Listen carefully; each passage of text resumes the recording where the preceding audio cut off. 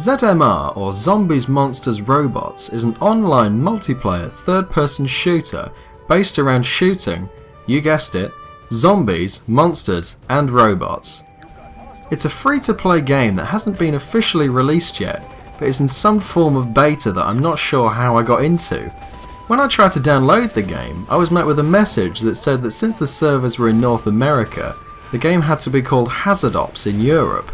But apart from the website, the game downloaded, booted and ran as ZMR. Fuck knows why.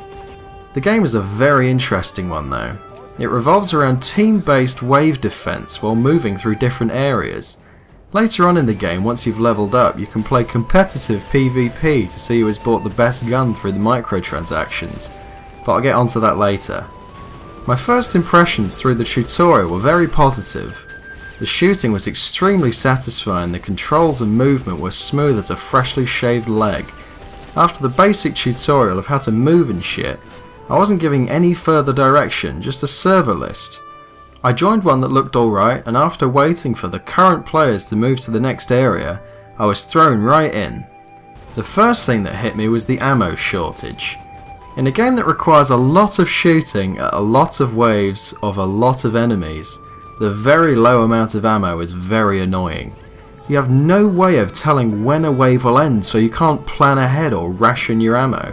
You just have to hope someone with an inkling of skill hasn't been as trigger happy or as shit as you. Once you're out of ammo, you're fucked until you find an ammo crate, which even more annoyingly disappear once someone's picked them up. The first time I completed a wave with my 4 teammates, we progressed to the next area through a tunnel which contained 4 ammo boxes. I was the one unlucky enough not to get to pick one up, so I had to hang back and let the others take care of the enemies. Although small, this error is fatal, no matter how good the gameplay and shooting mechanics are. If that is limited in any way, you'll find players not wanting to play again, which was the case with me. It was fun when I finally did get some ammo, but this game shouldn't be about resource management. Balance it out with longer reloads or overheating or something, but not that. Anything but totally stopping you from shooting. Aside from that, I had a good gander at the upgrade system. As I expected, there's a dual currency system so that the invested can buy better upgrades than everyone else, and the others have to work in game to earn the coins to buy the upgrades. This is a tried and tested system and it works for most, not me in particular. It reminded me a bit of Loadout and the other novelty pay-to-win games. It's a good business model, I'll grant them, but it can ward some players away when they realise they will never be as powerful as the rich. The one thing that stands out in this upgrade system, however, is the fact that everything you buy is restricted by the confines of time itself. You can buy, say, a scope or something for your gun and it will just run out within a certain amount of time, be it a few days or a month, so you have to buy the upgrade again if you want to keep using it. Now this is either an extremely clever way of making people play the game more to make the most of their purchase, or a ridiculously annoying feature that would discourage those with less time to play to buy the upgrades. If you want to play this game, you have to play it every day to get the most out of it.